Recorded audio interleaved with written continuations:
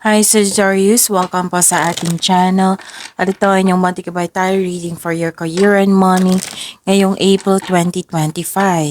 Please be reminded kung naka-resonate kayo, comment down. Kung hindi kayo naka-resonate, ibigay niyo po sa iba kasi general reading po ito. This is for you Sagittarius ngayong April 2025 for your career and money.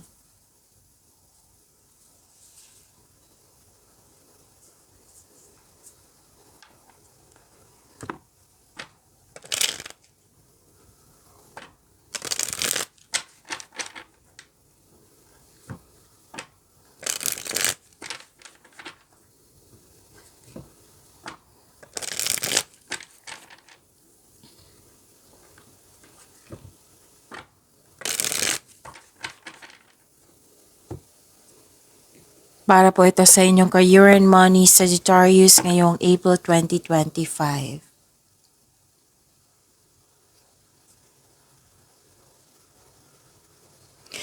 Maraming salamat po sa inyong patuloy na suporta at maraming salamat din po sa mga hindi nag-skip ng ads.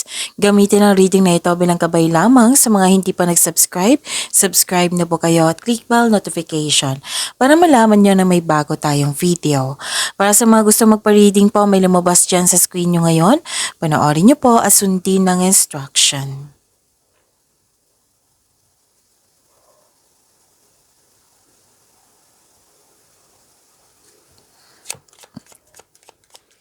Spirits Guide, mga ganap po para kay Sagittarius sa kanilang career and money ngayong April 2025 ay need 3 cards po.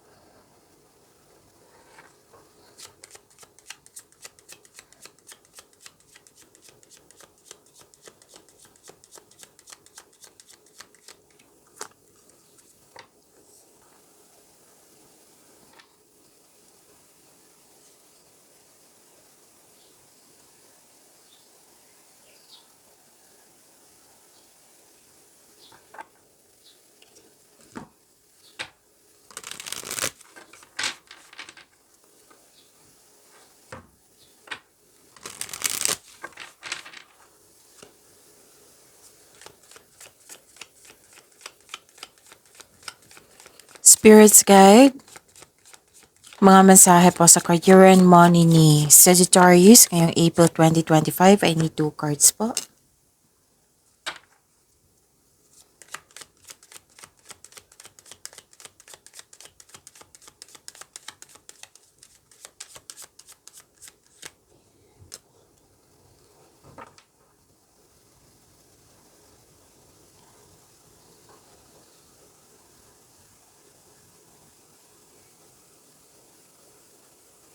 Ngayong April 2025 for your career and money Sagittarius. Wow, ang ganda naman nito. Prosperity, malaking pera. Pwedeng parating na malaking pera or dumating na. Claim nyo po. Maraming transaction, cash flow. Ang ganda. So, claim nyo po. New beginning. Pwedeng kakasimula lang sa trabaho. Kakasimula lang sa project. Kakasimula lang sa partnership. Pwedeng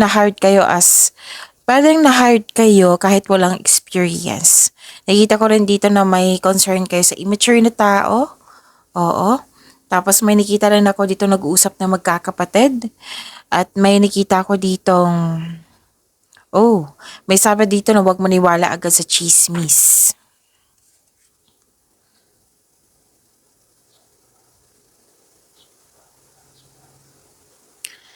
Mensahe po, looking. Have an eye for beauty and uncover hidden charms. Seek and you will find. Wisdom. Insight into the nature of physical objects gives you foresight. Use your best judgment.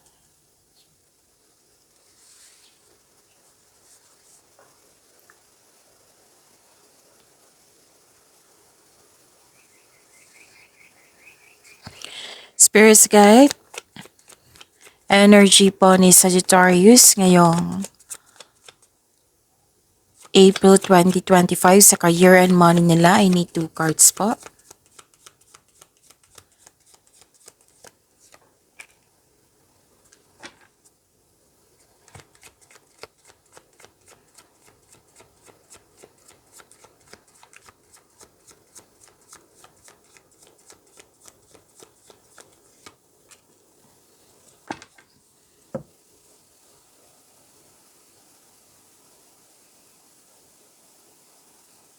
Kung may narinig kayo or may nakita kayong repeating message, meaning to say, pinupush ng cards niyo yan, kasi ang ilan sa inyo hindi pa binigyan ng atensyon. Na kung maaari din po, bigyan niyo po ng solusyon at aksyon. Remember, Sagittarius, at the end of the day, alam mo na ikaw lang taong may kakayahan at responsable na gumawa ng sarili mong katotohanan at kinabukasan. So ano yung energy ni Sagittarius?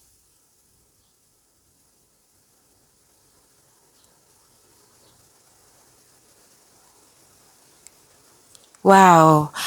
This is success and enjoyment. Claim niyo po. Ah, financial security is yours.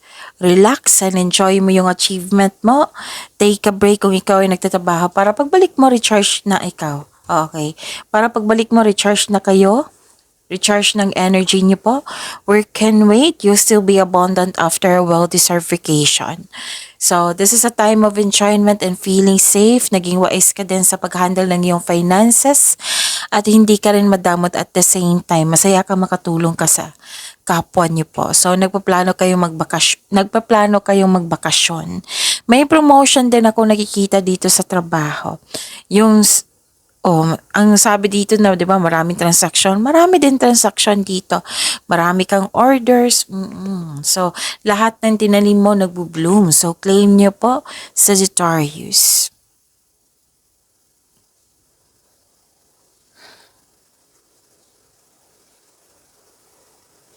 So, this is, pwedeng naging dismayado ka sa current position mo ngayon or bored ka ngayon sa inyong trabaho or sa negosyo. So this card tells you na kailangan labanan mo yung nararamdaman mo, alalahanin mo yung inspiration mo sa buhay para ma-motivate po kayo ulit.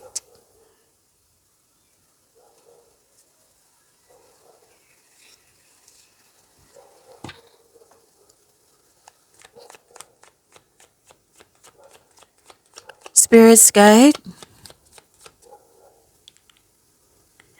Possible blessings po na ma-receive ni Sagittarius sa career and money nila ngayong April 2025.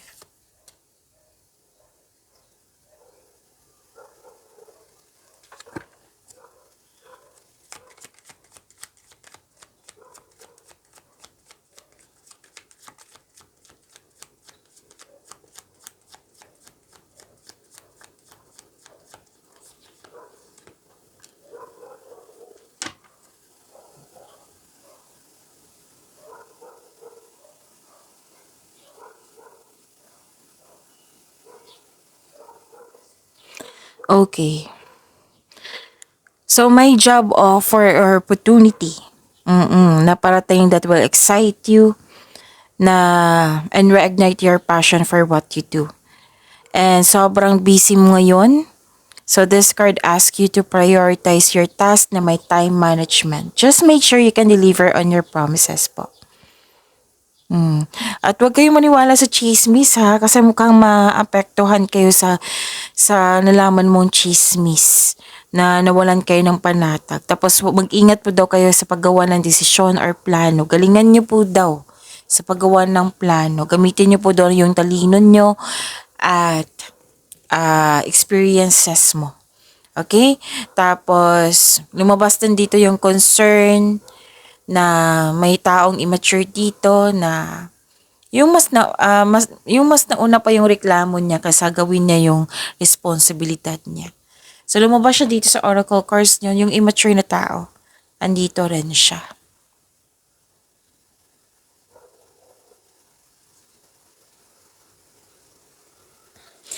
Wow, this is expansion and growth.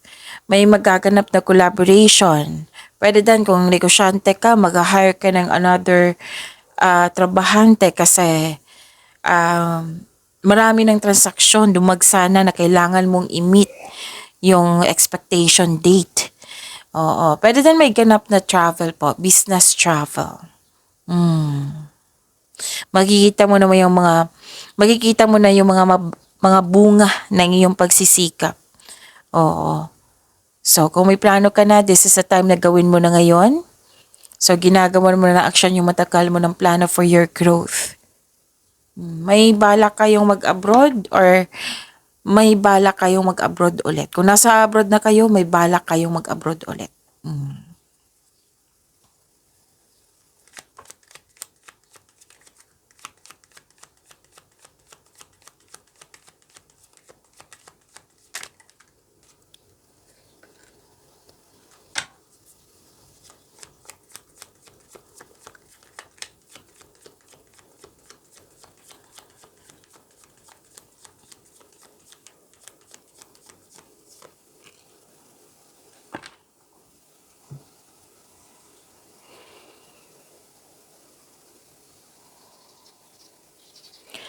Maraming salamat po sa patuloy na tiwala at suporta sa ating channel at maraming salamat din po sa mga hindi nag-skip ng ads.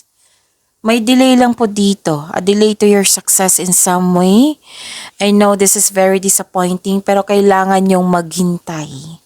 So the delay is all part of the process, tiksin yung plano at continue to work diligently. You're almost there, huwag kayong mag-give up.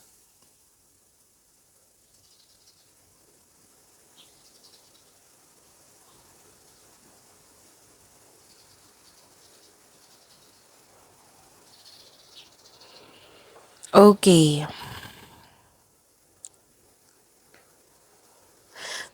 Bakit ka takot mag-move forward dito?